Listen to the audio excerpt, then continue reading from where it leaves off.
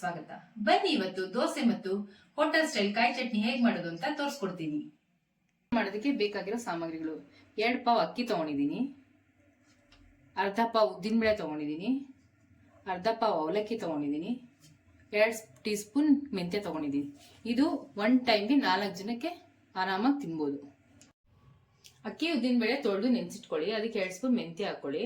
5 ರಿಂದ 6 ಅವರ್ ನೆಂದ್ರೆ ಸಾಕು. ಅವಲಕ್ಕಿನ ಇನ್ನೇನು ರುಬ್ಬೋ 1 ಅವರ್ ಮುಂಚೆ ತೊಳೆದು ನೆನೆಸಿಟ್ಕೊಳ್ಳಿ. ಯಾಕೆ ಅಂದ್ರೆ ಬೇಗ ನೆನೆಯುತ್ತೆ ಅವಲಕ್ಕಿ, ಅದರಿಂದ. ಅಕ್ಕಿ ಮತ್ತೆ ಉದ್ದಿನಬೇಳೆ ಮೆಂತ್ಯ 3 ತೊಳೆದು ನೆನೆಸಿಟ್ಕೊಂಡಿದ್ದೀನಿ. ಇದು 5 ರಿಂದ 6 ಅವರ್ ನೆಂದ್ರೆ ಸಾಕು. ಇದು ರುಬ್ಬೋ 1 ಅವರ್ ಮುಂಚೆ ಅವಲಕ್ಕಿ ನೆನೆಸಿಟ್ಕೊಂಡು ರುಬ್ಬೇಕು. ನೋಡಿ, 5 ರಿಂದ 6 ಅವರ್ ನೆಂದಿದೆ. ಇವಾಗ ರುಬ್ಕೊಳ್ಳೋಣ. ಸಪ್ರೇಟ್ ಆಗಾದ್ರೂ ರುಬ್ಕೋಬಹುದು, ಇಲ್ಲಾದ್ರೂ ಒಟ್ಟಿಗೆ ಎಲ್ಲ ಸೇರಿಸಿ ರುಬ್ಕೋಬಹುದು. ಮತ್ತೆ ಫುಲ್ಲು ಹಿಟ್ಟು ನೈಸ್ ಆಗಿರ್ಬೇಕು. ಅಕ್ಕಿ ಉದ್ದಿನಬೇಳೆ ಮೆಂತ್ಯ ಅವಲಕ್ಕಿ ಎಲ್ಲ ಸೇರಿಸಿ ಒಟ್ಟಿಗೆ ರುಬ್ಕೊಂಡಿದ್ದೀನಿ. ನೋಡಿ, ಇಷ್ಟು ನೈಸ್ ಆಗಿರ್ಬೇಕು ಹಿಟ್ಟು. ದೋಸೆ ಹಿಟ್ಟು ರೆಡಿ ಆಗಿದೆ. ಇವಾಗ ರುಚಿಗೆ ತಕ್ಕಷ್ಟು ಉಪ್ಪು ಹಾಕೊಳ್ಳೋಣ.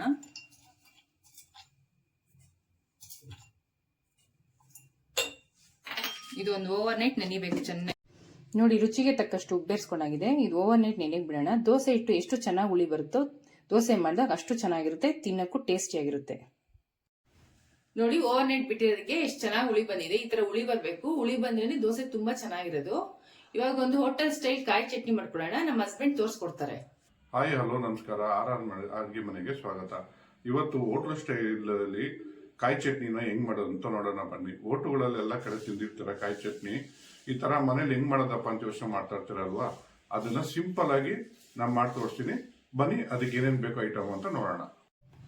ನೋಡಿ ಸ್ನೇಹಿತರೆ, ಕಾಯಿ ಚಟ್ನಿ ಮಾಡ್ಕೊಳ್ಳೋದಕ್ಕೆ ನಾನು 2 ಸ್ಪೂನು ಹುರ್ಗಡ್ಲೆ ಹಾಕೊಂತ ಇದ್ದೀನಿ.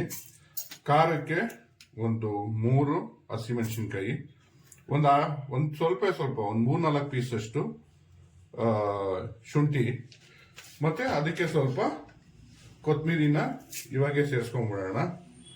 ರುಚಿಗೆ ತಕ್ಕಾದ ಅಷ್ಟು ಉಪ್ಪು ಹಾಕೋಣ. ಮತ್ತೆ ಕಾಯಿನ ನೀವು ಅವಾಗ ತಂದು ಕಾಯಿ ಒಡೆದು ಅವಾಗ ತುರ್ಕೊಂಡು ಅವಾಗನೇ ನೀವು ಚಟ್ನಿಗೆ ಹಾಕೊಳ್ಳಿ. ಅವಾಗ ತುಂಬಾ ಚೆನ್ನಾಗಿರುತ್ತೆ. ಇಲ್ಲಾಂದ್ರೆ ನೀವು ಮೊದಲೇ ಒಡೆದಿಟ್ಕೊಂಡಿದ್ರೆ ಅದು ನಿಮ್ಗೆ ಚೆನ್ನಾಗಿ ಬರೋದಿಲ್ಲ ಕಾಯಿ. ಯಾಕಂದ್ರೆ ನೀವು ಅವಾಗ ಒಡೆದು ತುರಿದಾಗ ಕಾಯಿಯಲ್ಲಿ ನಿಮ್ಗೆ ಎಣ್ಣೆಣ್ಣೆ ಬರುತ್ತೆ. ಅದನ್ನ ನೀವು ಚಟ್ನಿಗೆ ಹಾಕೊಂಡಾಗ ಚಟ್ನಿ ಮಾಡಿದಾಗ ಅದರಲ್ಲಿ ತುಂಬಾ ಚೆನ್ನಾಗಿರುತ್ತೆ. ನೋಡಿ, ಇವಾಗ ಕಾಯಿ ಬಿಟ್ಟು ಹುರ್ಗಡ್ಲೆ, ಹಸಿಮೆಣಸಿನ್ಕಾಯಿ, ಶುಂಠಿ, ಕೊತ್ತಂಬರಿ, ಉಪ್ಪು ಹಾಕೊಂಡು ಎಲ್ಲ ರುಬ್ಕೊಂಡಾಗಿದೆ. ಇದು ಇಷ್ಟು ರುಬ್ಕೊಂಡಾದ್ಮೇಲೆ ಆಮೇಲೆ ಇದಕ್ಕೆ ಕಾಯಿ ಹಾಕೊಂಡು ರುಬ್ಕೊಬೇಕು. ನೋಡಿ ವೀಕ್ಷಕರೇ, ನಾನು ಇಷ್ಟು ಸರಿ ರುಬ್ಕೊಂಡಿದ್ದೀನಿ. ನಿಮ್ಗೆ ಇನ್ನೂ ಸ್ವಲ್ಪ ನೈಸ್ ಬೇಕಾದವರು ನೈಸ್ ಮಾಡ್ಕೊಳ್ಳಿ. ಮತ್ತೆ ಇದಕ್ಕೊಂದು ಒಳ್ಳೆ ಒಗ್ಗರಣೆ ಕೊಡಬೇಕು. ಇದು ಅವಾಗೇನೆ ಇದು ಚಟ್ನಿ ಇನ್ನ ತುಂಬಾ ಚೆನ್ನಾಗಿರುತ್ತೆ. ನಾನು ಉದ್ದಿನಬೇಳೆ, ಸಾಸಿವೆ, ಕರಿಬೇವು, ಇಂಗು ಎಲ್ಲ ಹಾಕಿ ಒಗ್ಗರಣೆ ಮಾಡ್ಕೊಂಡಿದ್ದೀನಿ. ಅದನ್ನ ಇವಾಗ ಅದಕ್ಕೆ ಹಾಕೋಣ ಬನ್ನಿ.